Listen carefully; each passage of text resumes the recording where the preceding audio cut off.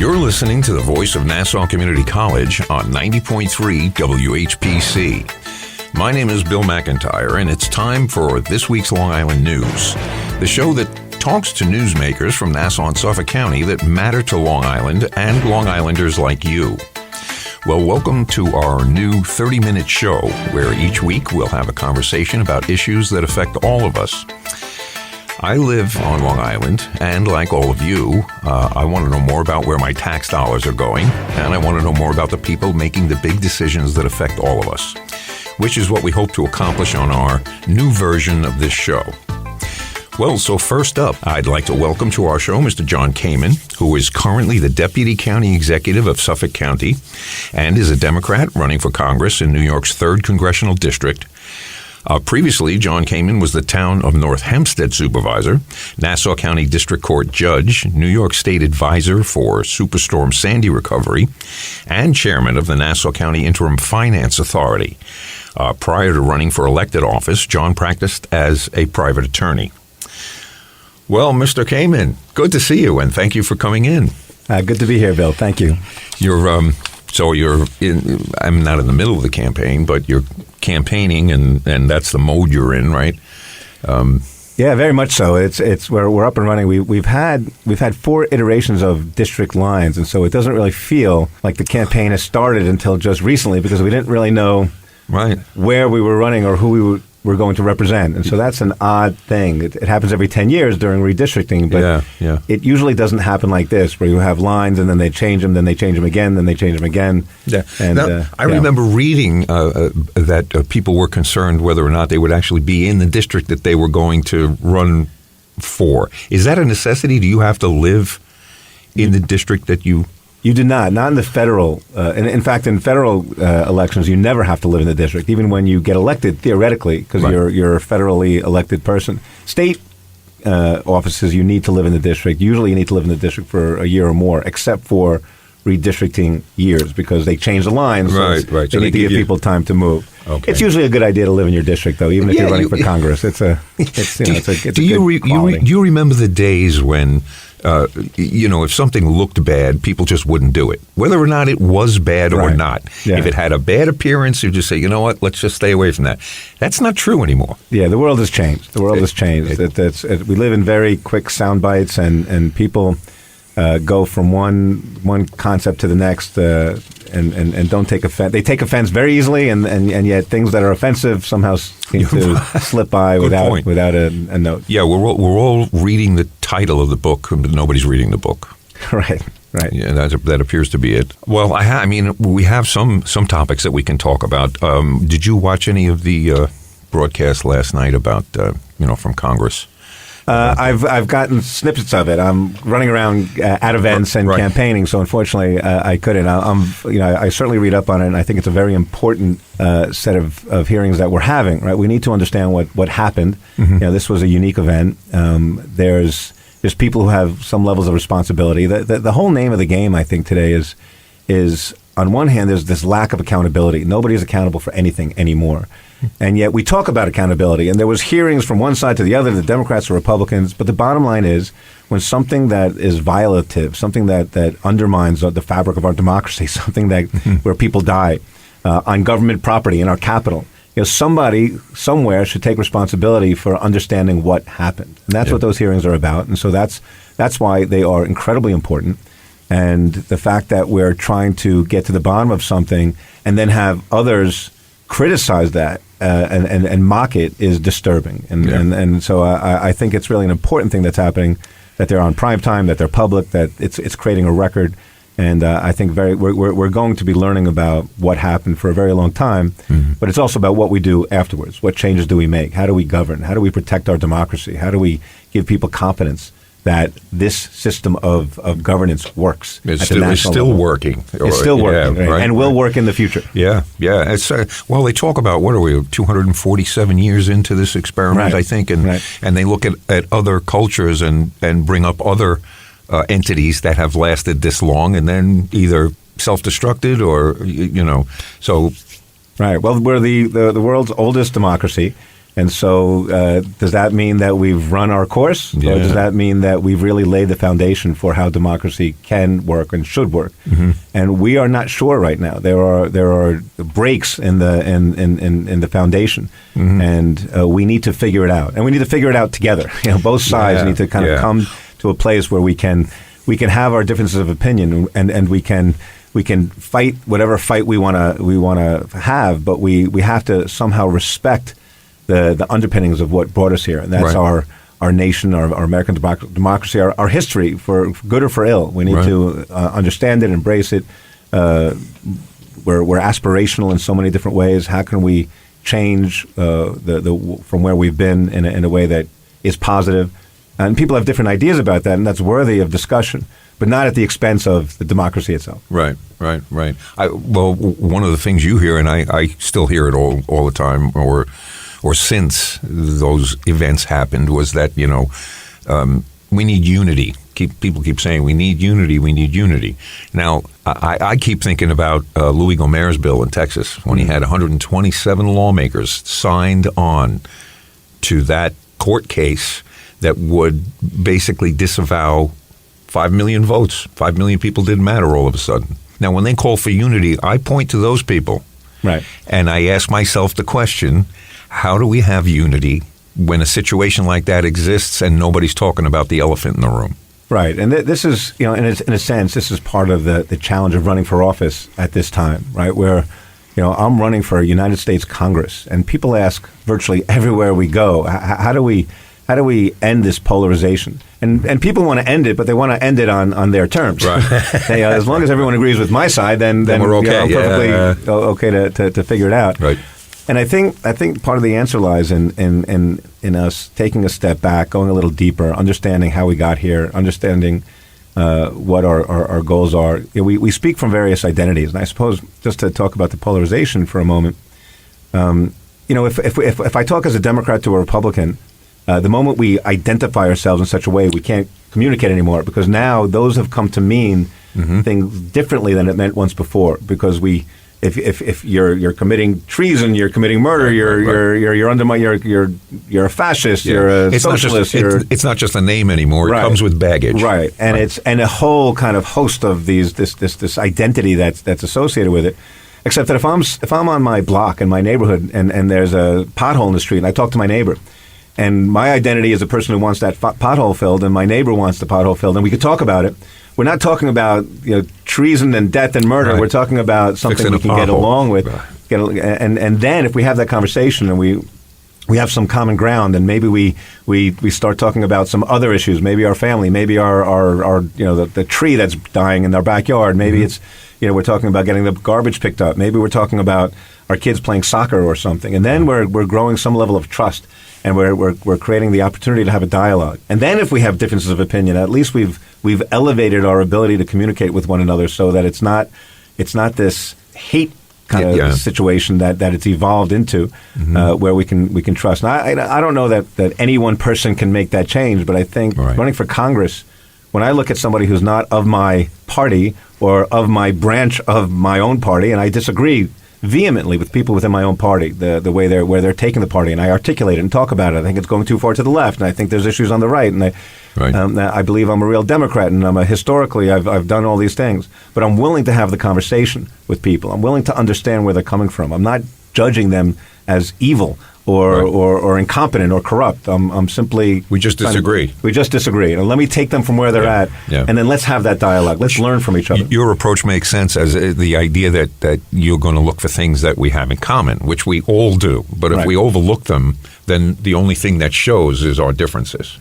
Right, to the point where we're dehumanizing our opponents. And you can't speak to somebody who you don't consider equally human as you are. And it's a very dangerous thing. And we've seen, because to where we were at the beginning of this conversation, we're the oldest democracy. Well, democracies die when people within your polity dehumanize your adversary. And there's no longer any ground for compromise, but for working together, let alone compromise. Compromise is now seen as this dirty word. Right. We're just working together. When you build a house, you need more than one person. You need someone to hold the nail while you hammer it in, kind of thing.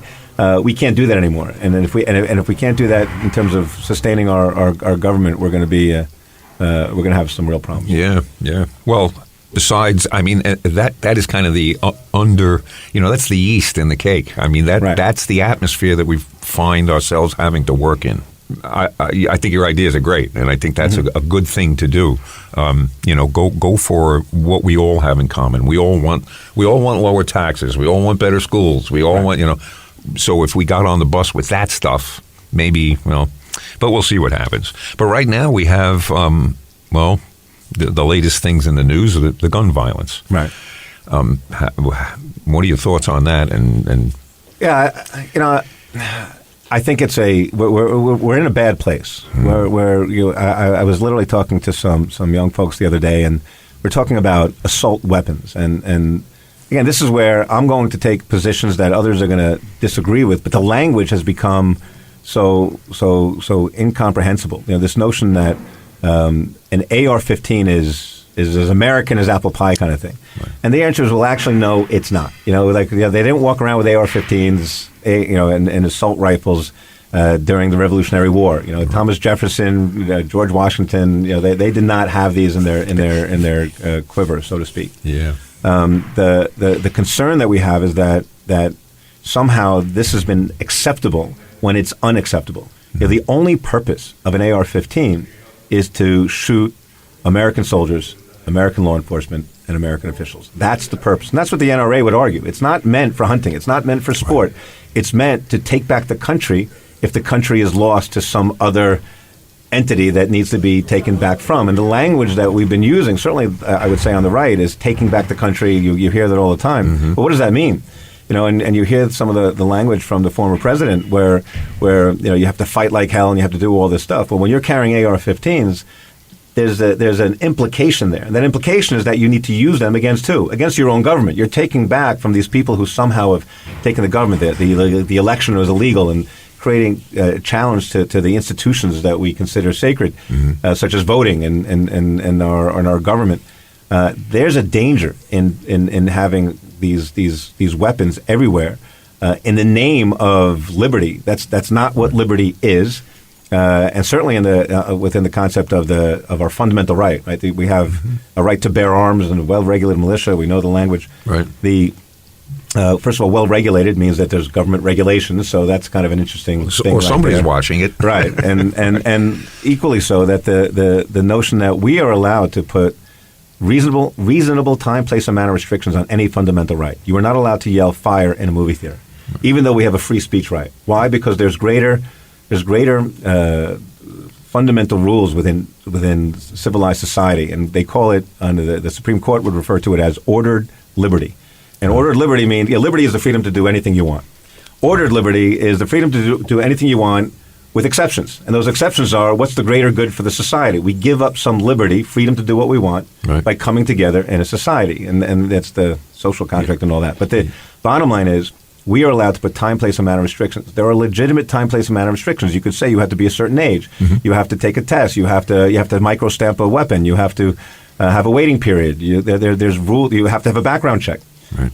Or you can restrict a certain use of a gun. Maybe if you want an AR-15, you have to pass a certain test. You have to have achieved a certain level of something so that everybody can't just walk into a store at 18 years old, buy a weapon that can kill 30, 40 people in 15, 20, 30 seconds. Yeah. And then if you're having a bad day or emotional breakdown or a mental health issue, you have the somehow right. The notion that there's people fighting for the rights of the shooter and not the victims is disturbing. Very. And when we hear U.S. senators arguing that we can't take away the right, well, whose right are you talking about? You're talking about protecting the right of somebody to go in and get a gun and an AR-15 and mm-hmm. shoot 20 or 30 people. They're more interested in protecting the right of the shooter than the victim, and that's a problem. Now, under my theory that we need to speak to people, I get that there's a value in weapons, and that there's a history that we have, a culture in America, the Wild West, where the six-shooter and all this. Yeah. And so there's a value in maintaining that. And there's a sense that if we're ever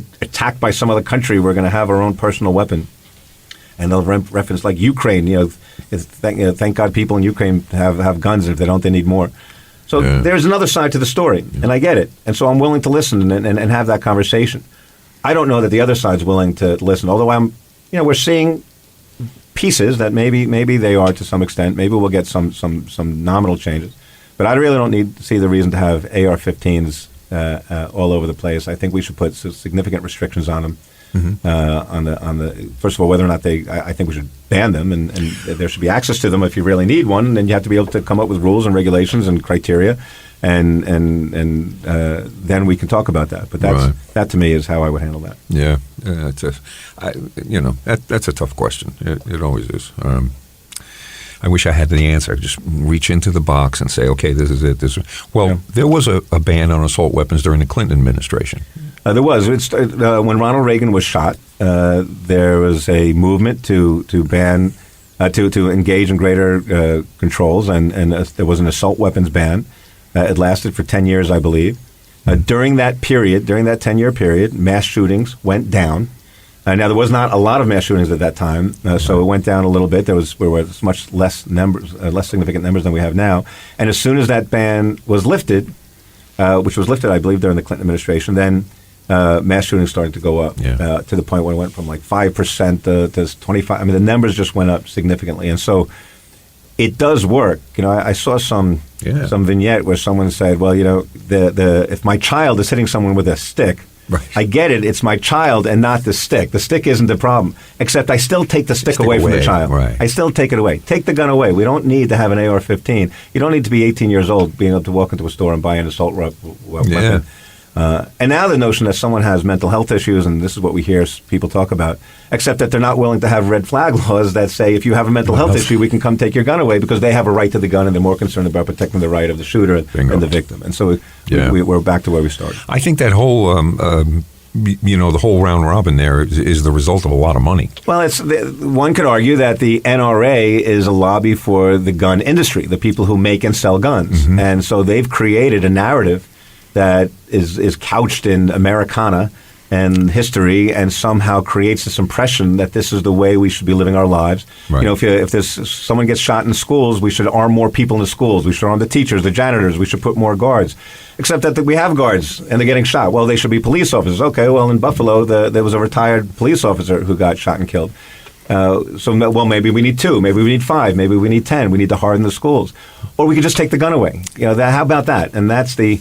and it doesn't have to go to zero. We would love for it to go to zero, but take the mass, the weapon of mass destruction, so to speak, away. Yeah, it should be hard to get. It should be hard to get. That's a pretty simple thing. It should be hard to get, and not everybody should be able to walk around with a loaded gun. That one I think is going to rail on for a long time.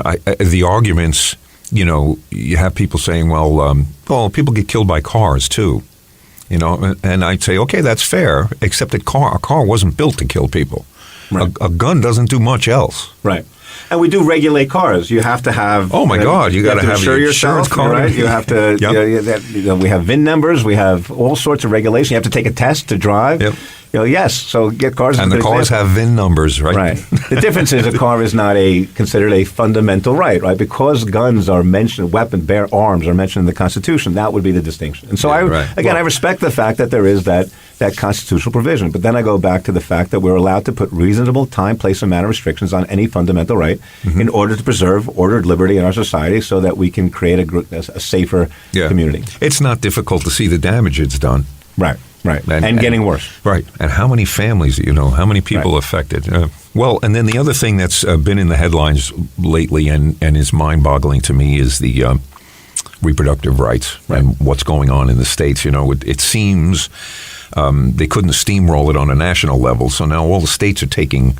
Right. This is another question gets back to the question of ordered liberty. It's a kind of history kind of discussion here and legal discussion. The Justice Alito's decision that was leaked out, a draft decision, basically says that the reason why Roe v. Wade needs to be overturned is because the original decision wasn't couched in American history and tradition, and it wasn't implicit in the concept of ordered liberty. Those were his words. Ordered liberty is a concept, again, where we restrict some people's liberties so for the greater good. The truth is, his decision is full of holes, his purported decision, his draft decision. The notion that when the 14th Amendment was adopted, and the 14th Amendment is a due process amendment. In other words, we have a right to due process. You can't take someone's liberty away without giving them fair process. Right. And so the whole concept of Roe is based on the second case called Casey, is that we have a liberty interest, which is a privacy interest. You cannot go into my body. I have a right to privacy. And there is a history of that. We're at the same time that the 14th Amendment was adopted, the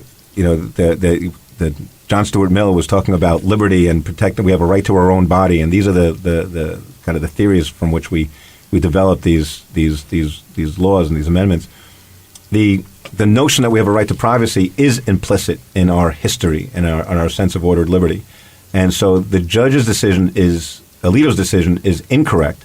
It's a misrepresentation of law. And Roe, by the way, had some historical concerns as well. One might argue there's no doubt, but the evolution of the decision is that we protect a person's right to privacy because I have the liberty to decide what to do with my own body. Mm-hmm. The question becomes, at what point is another life involved, and therefore that right supersedes your own liberty to do what you want with your body.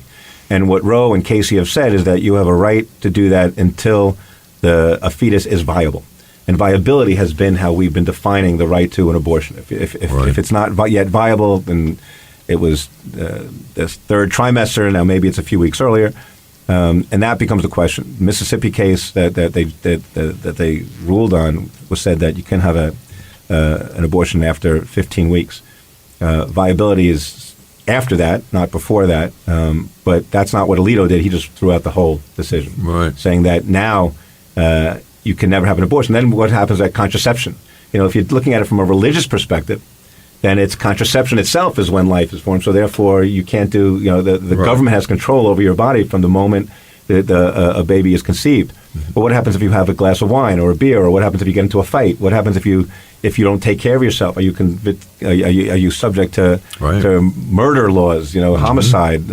There's a judge in California that put a woman in jail for, I believe, a couple of years because she had a miscarriage and said that she didn't take care of her fetus, and a fetus is a person, and therefore this is the implication that we have. Once we define a fetus as a living person from the moment of contraception, from the moment of conception, then we are essentially creating this legal parameter that puts women in the crosshairs of virtually any judge or jury in our country in terms of just ownership of their body. The community now owns the woman's body because it's the community's right to regulate her body from the moment that a baby is conceived, and that becomes very dangerous. And every woman who experiences a miscarriage would become suspect. Exactly, and there would have to be an inquiry, an investigation. And what did you do? How did you handle it? And was it natural or? Sometimes we're so smart we're stupid. Right. Exactly. And we have the legal foundation to sustain the Roe versus Wade ruling. We might change the language a little bit, and there might be some different accommodations. But fundamentally, the ruling is correct. There's a right to privacy, a liberty right based on the 14th Amendment, consistent with our traditions and history, implicit in the concept of ordered liberty that allows a woman to preserve that right to choose, certainly up until viability of a fetus. I think one of the scary things reading the news is the fact that this law is 50 years old, at least. Right. Roe v. Wade was, and for the relatively short time that it was rolled back and, really attacked, that was stunning to see something that's been, we could almost say it was, etched in granite, but I guess it didn't quite make it, Right, we were right there. There seems to have been, even justices who were testifying in hearings when they were going to become the justice of the Supreme Court, argued, well, there's stare decisis, there's a history, there's precedent. We wouldn't overturn something as grounded as this. And yet they appear to be doing that.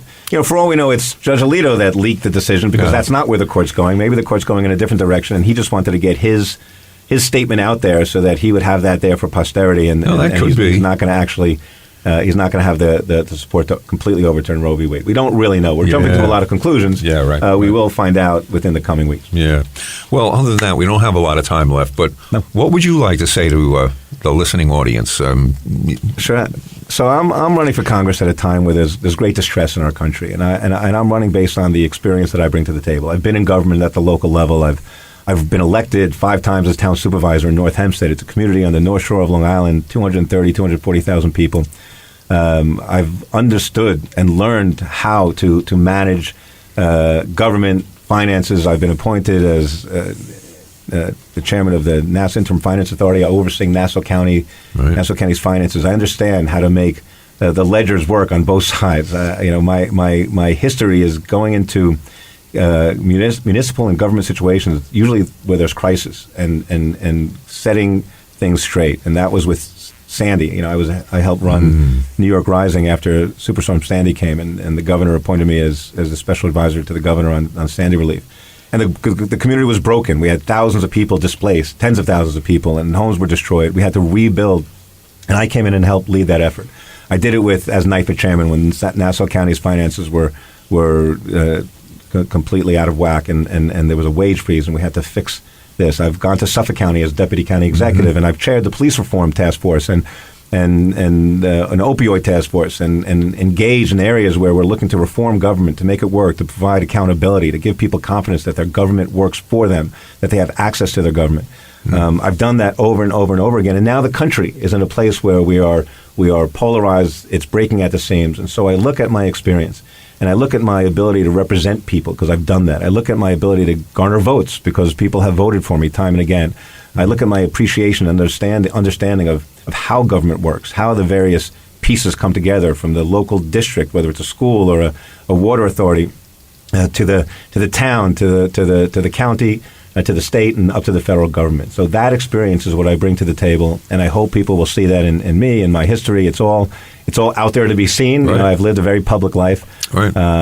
Warts and all, and I'm proud of the successes, and I've learned from my mistakes, and as hopefully we all do. Yeah. And I think that I'm poised to represent my community and my country, and hopefully people agree. Excellent. Well, you heard it, folks, right from the horse's mouth. Mr. Jon Kaiman running for Congress, and I think the clock on the wall. I always have to keep looking at the clock. One of the things I got to get you to do is to agree to come back. There are so many. I mean, if this was open-ended, we could probably sit here for a few hours and absolutely talk about all the crazy things I can think of. But it's a big task. You do have a lot of political experience and different facets too, not just from one viewpoint. Yeah, it's a diverse perspective that I bring, and it's there's challenges that we face, and there's new challenges ahead. But we learn from what we've done in the past, and how do we face new challenges? And Lord knows we have some pretty serious challenges facing us in this country. I think it's kind of a sad thing to learn, but you're right when you said it. You really only learn from your mistakes. The things you do right teach you nothing.